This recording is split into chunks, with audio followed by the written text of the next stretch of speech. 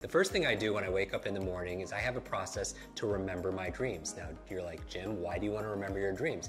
The reason why is often as you spend your day learning and working to solve problems in your work, in your life, and everything else, when you sleep, your mind doesn't stop. Your unconscious mind is still working on those problems, and you come up with incredible insights and solution. The challenge is in the morning, most people don't remember their dreams, so we teach a process on how to do that. The second thing I do after I wake up is I get out of bed and I make my bed. You're like, Jim, why is that good for your brain? Two reasons. Number one, clean environment is important for you. Like, you know, when you clean off your desktop, you clean up your office, your bedroom, you have a clearer mind. The second reason why is I want to start my day with success, because how you do anything is how you do everything. So you start with excellence. Take 2 minutes, make your bed, and it's really great because when you come home at the end of the day, you come back full circle back to success. The third thing I do is I drink a lot of water. Your brain is mostly water, 80% water, and a lot of people are dehydrated. You use so much water, and it's so important for your brain to be hydrated. The challenge is you lose a lot of water when you're sleeping, so I super hydrate first thing in the morning. Then what do? I brush my teeth. You're like, Jim, why do you brush your teeth? How's that good for your brain? What you do is you brush your teeth with your opposite hand. It's been shown that by using your opposite hand to eat or to brush your teeth, as your body moves, your brain grooves. As you brush your teeth with your opposite hand, it actually creates more neural connections inside your brain. So the next thing I do is I do a deep breathing exercise. The other thing besides hydration that's good for your brain is oxygen. A lot of people get tired and they have brain fog, and what do they do with their mental fatigue? And I would say the number one thing is get oxygen in your body. And here's the thing, your brain is only 2% of your body weight on average, but it consumes 20% of the nutrients and the oxygen. So it's so important to do deep breathing exercises. We talk about that in our programs also as well.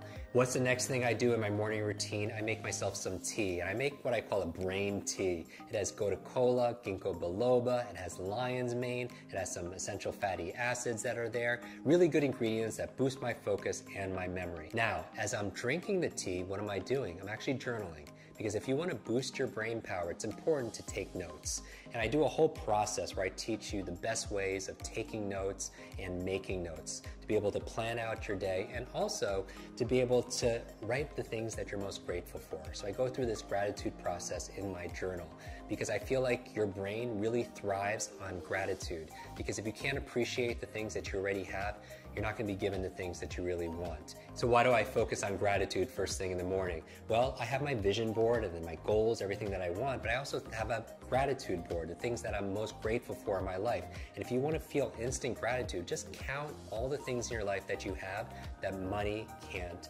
buy. Gratitude is also good for your brain. There was a cover story on the cover of Time magazine on these super nuns who are living 80, 90, and above, and I want to find where's their longevity coming from. Half of it had to do with their gratitude, emotional faith. The other half had to do with they were lifelong learners. So those two things combined are very, very powerful.